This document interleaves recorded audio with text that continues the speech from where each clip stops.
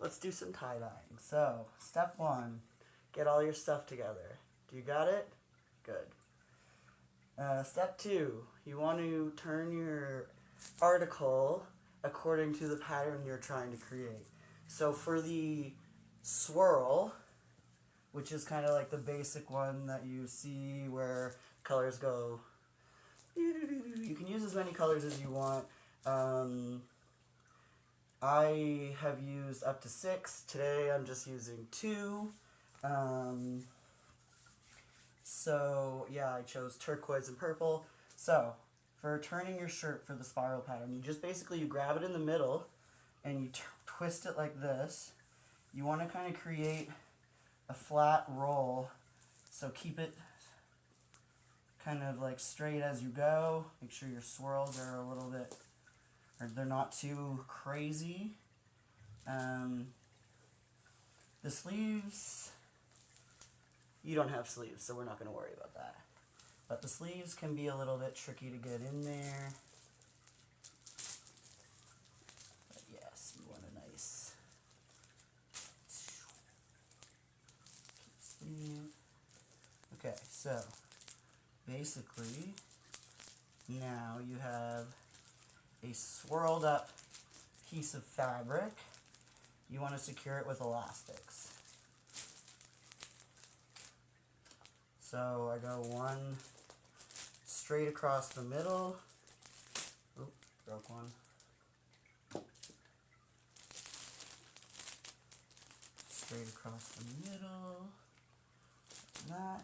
Keep your swirl in place while you're putting the elastics on. Then you go one perpendicular.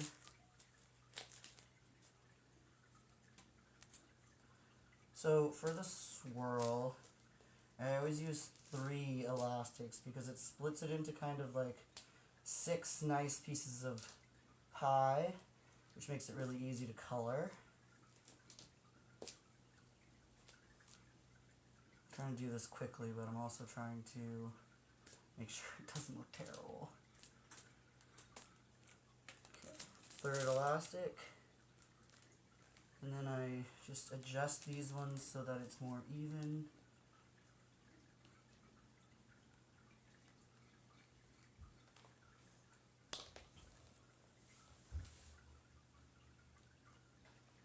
Let's go wider. Sweepers wider. Okay.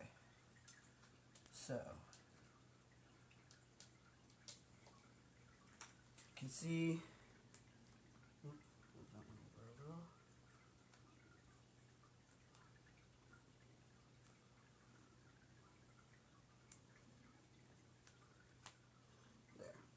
You can see it's in like kind of 6 slices.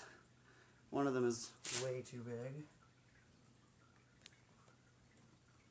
There, got 6 slices. Try to keep them like close to the same size. It's not that big of a deal if they're a little off though. It's really just kind of a free-form art.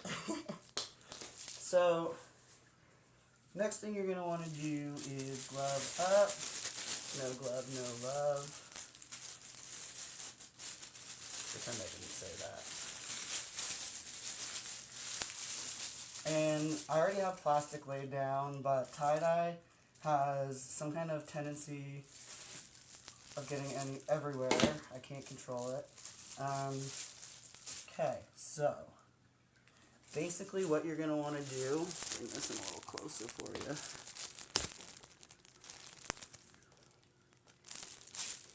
So you see these 6 squares, you just decide where you want to put each colors. I'm going to put purple and purple opposite each other, blue and blue opposite each other, and then I'm going to leave 2 sides white. So some people will wet the shirt before they, or the article before they tie-dye it. You can do this. It'll make it a little more like everything will blend in together a little bit more. Like if you keep the shirt dry, the colors will stay a lot more crisp and the lines will be more solid. So you can kind of experiment with that.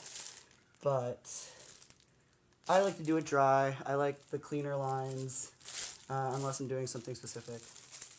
So yeah, all you do Now is you basically saturate each triangle. Oop. And don't worry too much if you spills into the other sides, like it's really not that big a deal. It takes quite a bit of dye to really make a serious impact. So yeah, you go like make sure you go between the layers. This probably wasn't going to be one of my better jobs, but you're going to get the idea anyway. Flip it over. Same thing in the same layer there. So you want to make sure you get both sides.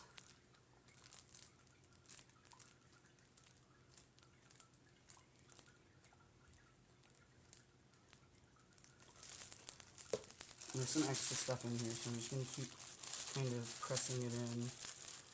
So you don't have to worry about like little spills like that on the other side because they'll fade out pretty well, and they'll also just kind of give it more tie-dye effect. In a perfect world, I would be doing this a lot more slowly and wouldn't be getting my fingerprints everywhere, but it is what it is.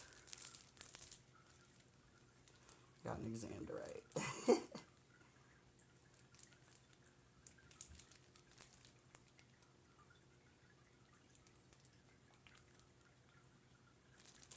That side's probably good.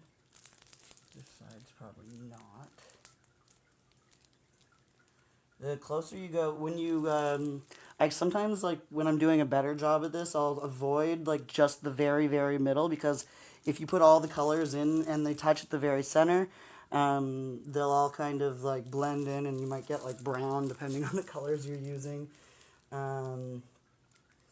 Yeah, so, yeah, that's the other thing, is you never want to put, like, purple beside yellow, because when they blend together, they'll make, like, an ugly brown, unless you're into that. Yeah, don't put like opposite colors on the wheel like right beside each other, because yeah, they'll blend. And make brown. Back this up a little bit. Okay, now I'm going to do the opposite side. So that's kind of like a big part of the reason why I use the bowl is because a lot of it flows through and I don't want to waste all the dye. I want to make sure the dye gets all the way in there. If you don't have enough, you can use as much dye as you want. Just like smaller amounts of dye just are less vibrant, so sometimes like if you're going for a more faded look, you'll use less dye. So a couple situations where you might not want to fully saturate it, depending on what you're doing. So this is going to be medium. Oh, this is going really well. That was surprising.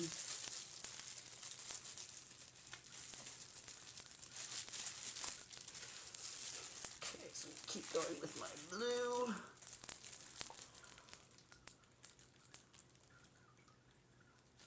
Make sure I get all up in there.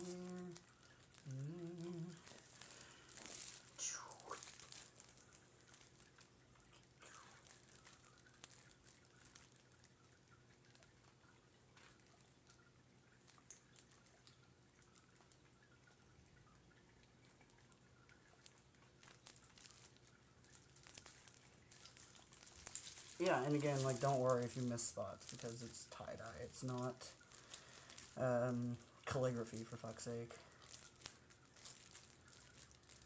It's not supposed to be perfect. Okay, so I think that's good for the blue, and if it's not, it's not. The tutorial will still serve its purpose, I think. I'm going to go rinse this bowl and put on different gloves and then get started on the purple. So I'll pause the video for a second. And I found better gloves. So now we're going to do the purple layer, which is exactly like the blue layer again. So feel free to skip the second part of this video if you get the picture. Set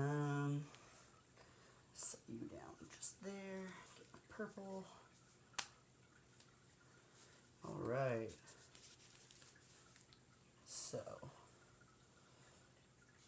Since I got the most blue on this part of the shirt, I'm going to put the purple there because that'll help cover up the mistakes.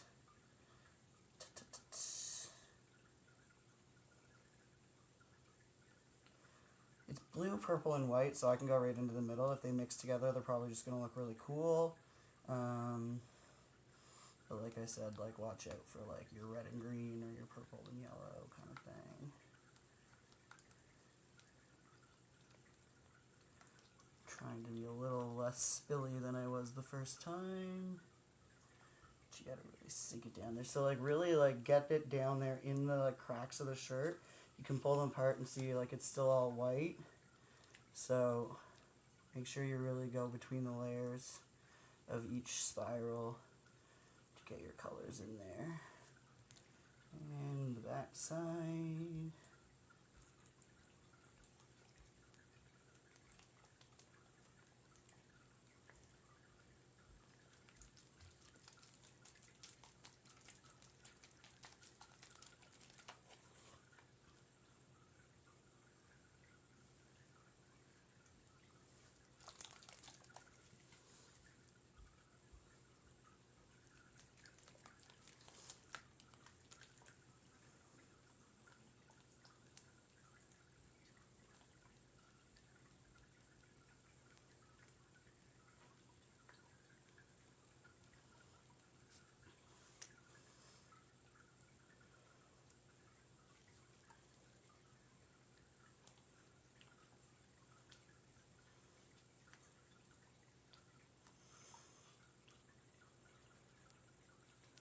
I'm gonna, hopefully this will turn out reasonably nice, but like I said, if you hate it, you can just use it as a pillowcase or a rag or something. Spin, spin. Okay, get in there, big boy.